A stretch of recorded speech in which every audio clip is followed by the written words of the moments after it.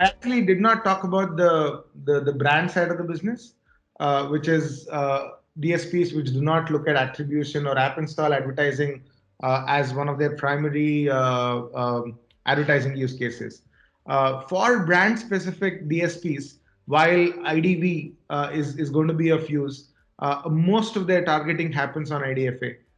Which means that a lot of the budgets that they run on, not just InMobi, but across multiple exchanges, is going to be dependent on how they're going to target users based on IDFA. And when IDFA goes away, a bunch of this audience targeting is going to take a hit. While there is no near-term solution for this, we are working with some of these DSPs to come up with alternate targeting mechanisms.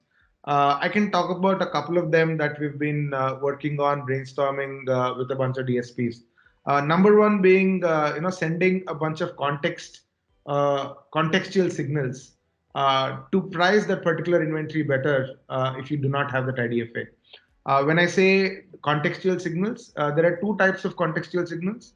One is based on content itself, which is if you're on a non-gaming publisher application, is it possible for InMobi to send that you are actually on a page which has sports content? Now that particular context is going to be useful to deliver relevant advertisements.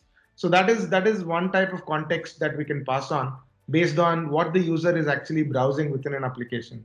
The second type of context is around what is the user kind of doing? What did he do before? What are the other device-based signals that I can pass?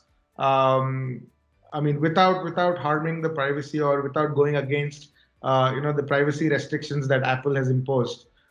In the spirit of that, we will be able to pass on certain context signals based on what the user has been doing within the application.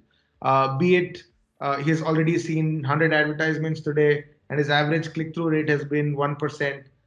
These are the different ads that he has seen. So anything that is going to help value a bid request better, independent of IDFA, is going to be useful for some of the buyers who are not, completely performance-driven. It could help performance buyers as well. But yeah, that kind of context targeting is something that we are working on. With the help of inputs from DSPs and the ecosystem as well.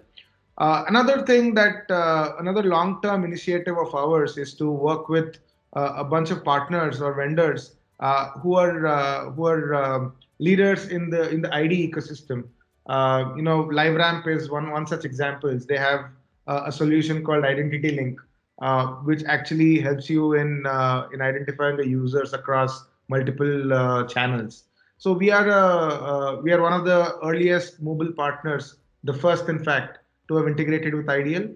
We will continue working with the likes of LiveRamp and other universal ID providers to provide these alternate signals and identifiers required for DSPs to bid better on inventory. We also are going to be investing on location signals. Which we already have.